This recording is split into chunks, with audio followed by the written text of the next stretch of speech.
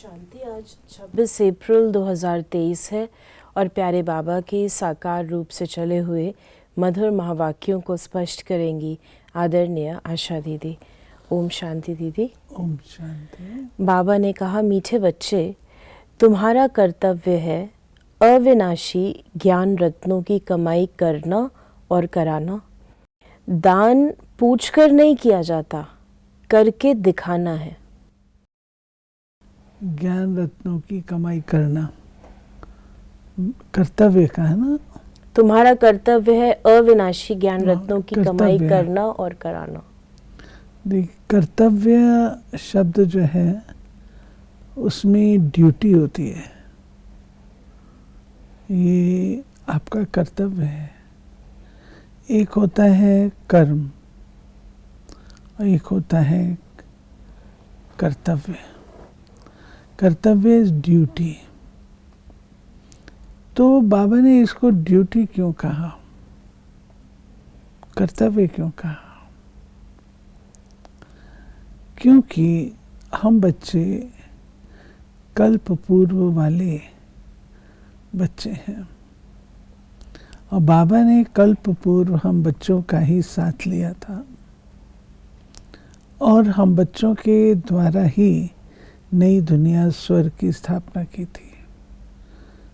तो ये जो बाबा कह रहे हैं, तुम्हारा कर्तव्य अविनाशी ज्ञान रत्नों को धारण करना और दूसरों को भी कराना, और दान पूछ के नहीं किया जाता है। लिंक तो जबकि हमारी दुनिया है और हम ही उसके मालिक बनने वाले हैं, हम ही थे और हमने ही बनना है, तो हमारा ही कर्तव्य होता है कि हम उस दुनिया को बनाने में बाबा के सहयोगी बने।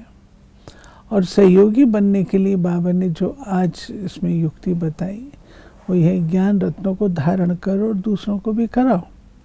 जो बातें मैं सुनाता हूँ उसको अपने जीवन में उतारो, सुनाओ। इस प्रकार बाबा ने ये बात जो है हम बच्चों के, और फिर बाबा कहते हैं कोई आप ये समझो कि मुझे कोई कहे तो मैं करूं, ये बात नहीं है। आपको ये कार्य बिना कहे करना। प्रश्न है, बाप की दिल में कौन सी शुभ आश सदा रहती है?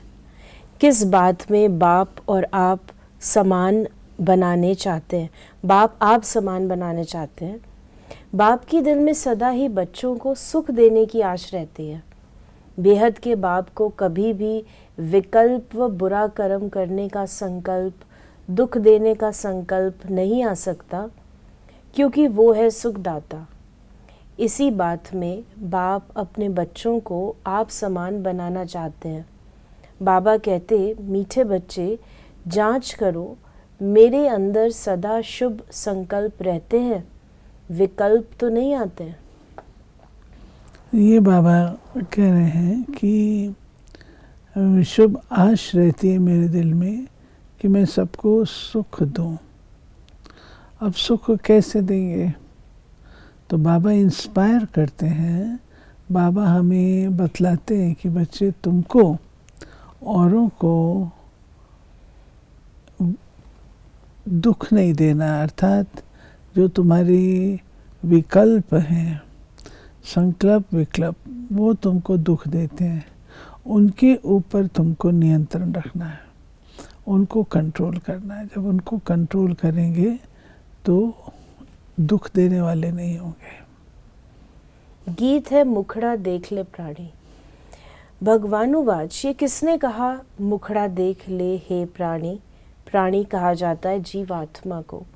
जीवात्मा बच्चे हैं ना बाप के, जानते हैं हम आत्मा है। हम इस समय हमारी आत्मा का बाप परम पिता परमात्मा है। जीव जो शरीर है उनका बाप भी अब प्रजापिता ब्रह्मा है। हम बाप दादा की औलाद हैं।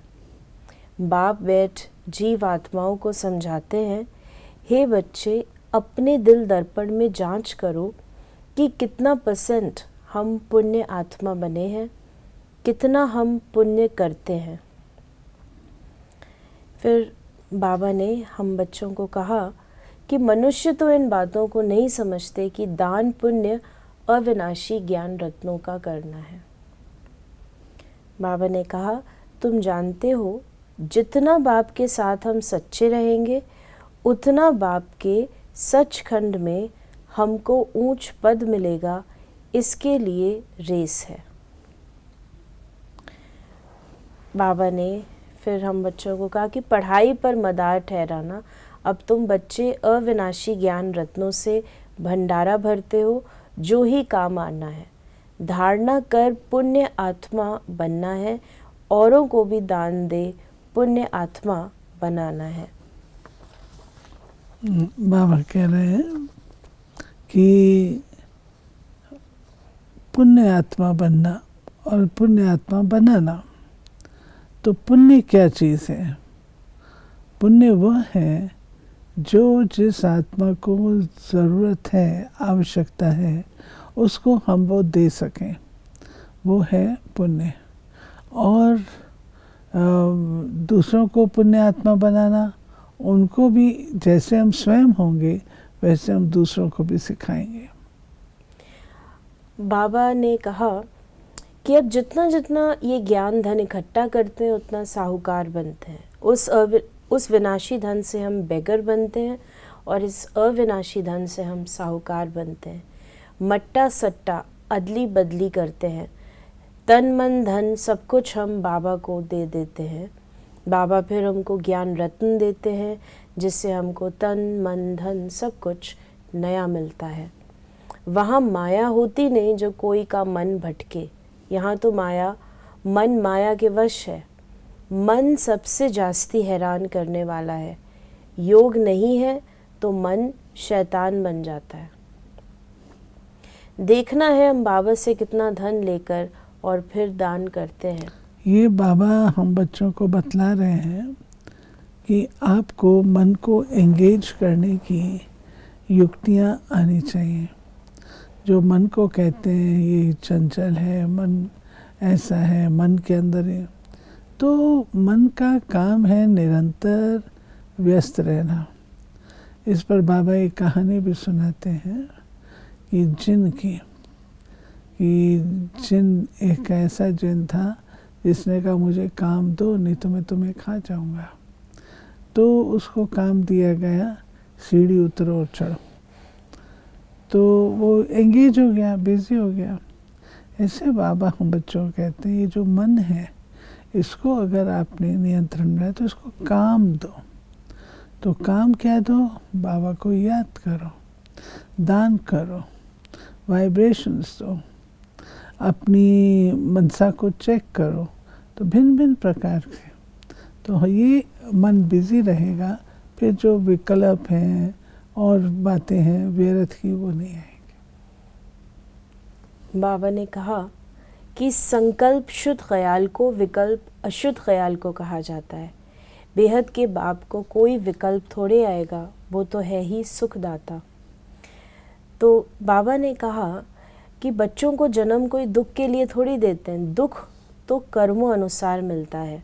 माँ बाप की आशा रहती है कि बच्चों को बहुत सुखी करें, परंतु माया की प्रवेशता है। बाबा ने फिर हम बच्चों को कहा कि बेहद के बाप कहते हैं एक मुझ साथ बुद्धि का योग जोड़ो और सब लौकिक माँ बाप मित्र संबंधी आदि जो भी हैं उन सब से बुद्धि का योग तोड़ना है। मैं तुम्हारा सब कुछ हूँ। माया तुमको हर बात में दुख दिलाएगी, मैं तुमको सुख का सागर बनाता हूँ। मैं खुद राजाई का सुख नहीं भोगूंगा, परंतु कहेंगे तो सही ना, सुख का सागर, शांति का सागर, तब तो सुखी बनाता हूँ। फिर बाबा ने हम बच्चों को कहा कि अब बाप कहते हैं कि इन सबको भूल अशरीरी बन जाओ, अपने को देही समझ, मित्र संबंधी आदि सबको भूलो। अब तुम सब कुछ बलि चढ़ते हो। हम तुमको अविनाशी ज्ञान रतन देते हैं। एक एक रतन की वैल्यू कोई कर नहीं सकता। बाबा रूप बसंत की कहानी सुनाते हैं जिनके मुख से रतन निकलते थे। तो इस प्रकार बाबा ने आज हमें महत्व बताया है ज्ञान रत्नों का। बाबा ने कहा कि बाप है इजाफा देने वाला, अच्छी रीति पढ़ने वाले को और पढ़ाने वाले को इजाफा मिलता है। फिर बाबा ने आज हम बच्चों को वरदान दिया, मन को श्रेष्ठ पोजीशन में स्थित कर पोज बदलने के खेल को समाप्त करने वाले सहज योगी भव। जैसे मन की पोजीशन होती है वो चेहरे के पोज से दिखाई देती है। कई बच्चे कभी कभी बोझ उठाकर मोटे बन जाते हैं, कभी बहुत सोचने के संस्कार के कारण अंदाज से भी लंबे हो जाते हैं, और कभी दिल शिकस्त होने के कारण अपने को बहुत छोटा देखते हैं। तो अपने ऐसे पोज साक्षी होकर देखो और मन की श्रेष्ठ पोजीशन में स्थित हो, ऐसे भिन्न भिन्न पोज परिवर्तन करो, तब कहेंगे सहज योगी।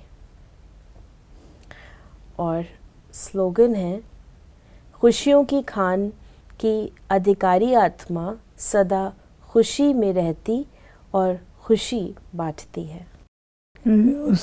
उसके पास है ही खुशी, तेरे पास खुशी है तो वो खुशी बांटता रहेगा। खुशियों की अधिकारी जो कहा, वो आत्मा ऐसी होगी जो हर बात में खुश रहेगी।